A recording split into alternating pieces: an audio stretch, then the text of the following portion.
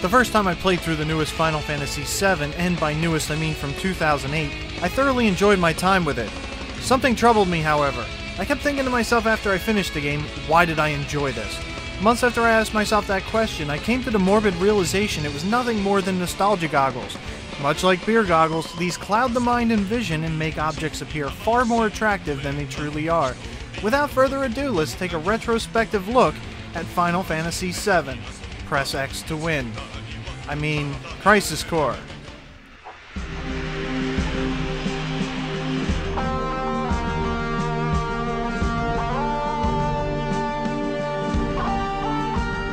Let's first take a look at the graphics. These are about the best we could ever expect out of the PSP handheld. That is to say, they resemble early or just plain bad PS2 games. Despite the limitation, the characters are well detailed and move in a realistic fashion. However, when you see every character except the main ones are nothing more than palette swaps, or even worse, the exact same model to represent many different characters, it shows just how lazy they were in designing the game. Another frustrating aspect of the graphics is that the backgrounds, textures, and objects are reused frequently. This creates a jarring effect that is very noticeable and can lead to confusion as to what area you are playing in. If you've ever seen a Final Fantasy cutscene, you know what to expect. A combination of terrible acting and physics-shattering movements that you can only wish they would turn into gameplay, and above all else, fantastic animation. Overall, the graphics are unbalanced and ultimately uninspired, yet they don't create an unnecessary distraction. They get an unenthusiastic pass from me.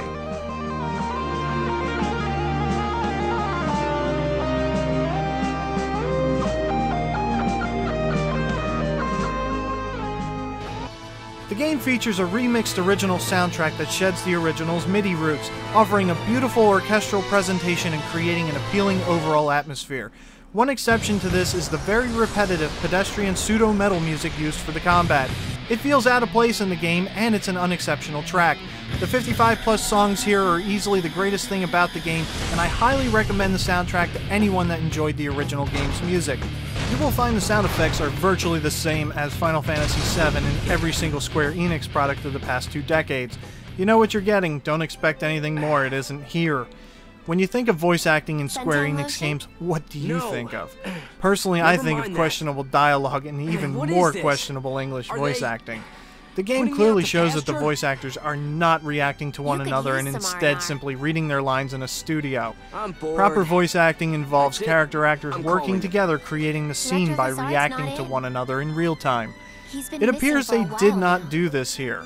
You receive voice acting that involves odd inflections and tones that differ wildly between characters, often in the same scene, and doesn't match realistic interaction. If they were genuinely responding to one another, then the problem squarely lies in the director's incompetence. But I believe this was simply a way to save a couple of bucks by using the actors in an assembly line. The script itself isn't anything to write home about either, but name a Japanese narrative masterpiece. Overall, the music gets an enthusiastic pass, the sound effects get an unenthusiastic pass, and the voice acting barely fails, but it's a fail nonetheless.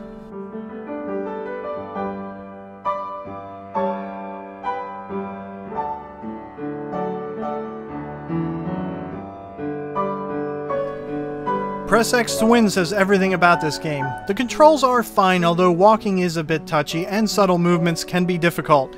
This is more of a problem with the terrible circle pad than the game itself. Overall, the control is serviceable and doesn't hinder in any way. The fundamental controls are a solid pass.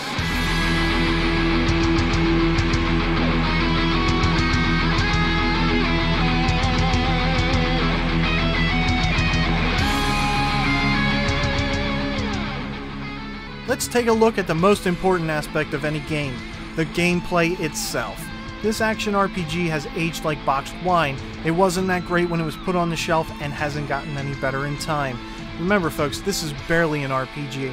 There is no role-playing with the exception of character leveling. There is no exploration. This is a linear point A to point B action game that features narrow pathways and boring maps. The gameplay consists of an uninspired press X to win concept, as this button does virtually every important function with the exception of the dodge. No other buttons are often needed, and the lack of challenge, even on expert mode, is quite disappointing. Crisis Core is fundamentally a very short game, so how do you artificially lengthen the gameplay? Well, Square Enix calls that fluff missions. There are a ton of these to complete. They consist of 2 to 5 minute basic linear runarounds that all look the same and require you to fight the same enemies ad nauseum until you want to throw your PSP at the wall in absolute disgust. Sure, you get some nice item drops and prizes, but your patience and sanity are the price you pay to earn them. The materia fusion system is even more game-breaking than the materia setup of the original Final Fantasy VII. Once you learn materia fusion, you can abuse the support materia like a boy alone in a Catholic church. This makes your character grossly overpowered, so much so that it makes the ending comical in the fact that you could single-handedly wipe out the entire Shinra army without ever needing to use cure magic. The digital Mind Wave system is very distracting and often takes longer than Final Fantasy VIII summons. Imagine that for a moment. Luckily, the video cutscenes can be skipped, but as a whole, the system is annoying and doesn't add anything unique to the game while making limit breaks completely random and often arriving too late in the battle to be worthwhile. I personally miss the older turn-based strategy systems that required effort and thought to win and made Squaresoft and Final Fantasy the powerhouse it once was. Now, when Square Enix already had a marginal active time combat system originally featured in Kingdom Hearts that was developed 5 years prior, why did they take that system and remove features and functions from it? They put no effort into making the combat more strategic and instead put the effort into removing capabilities from the combat. This became a generic press the X button to defeat the bad guys game. They removed the jump capability, the manual target lock, D-pad to control the move list, as well as camera controls. They cut as many corners as possible to get this game out on the market, with no interest in making a better game. When you compare the combat systems of Crisis Core to Kingdom Hearts, you realize the effort was applied turning a workable base into a questionable one. Not only to compound the unnecessarily shallow battles, you are constantly presented with an annoying voice announcer at both the beginning and the end of battle. Hearing it once isn't so bad, but listen to it over and over again, especially in missions, and you will wish for the death of the dev team.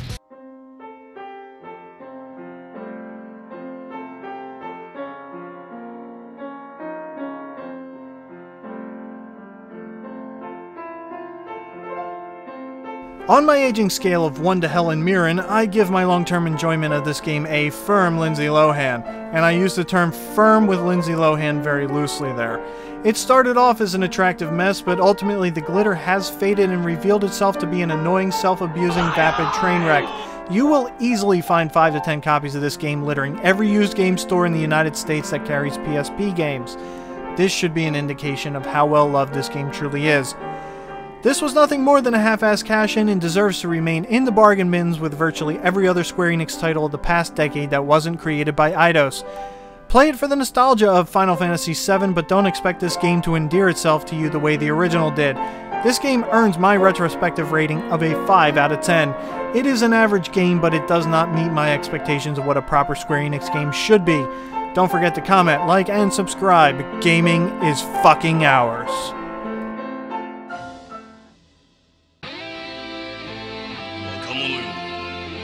真剣に取り組んでいるものがあるか、命がけで打ち込んでいるものがあるか、セガサターンしろ。指が折れるまで、指が折れるまで。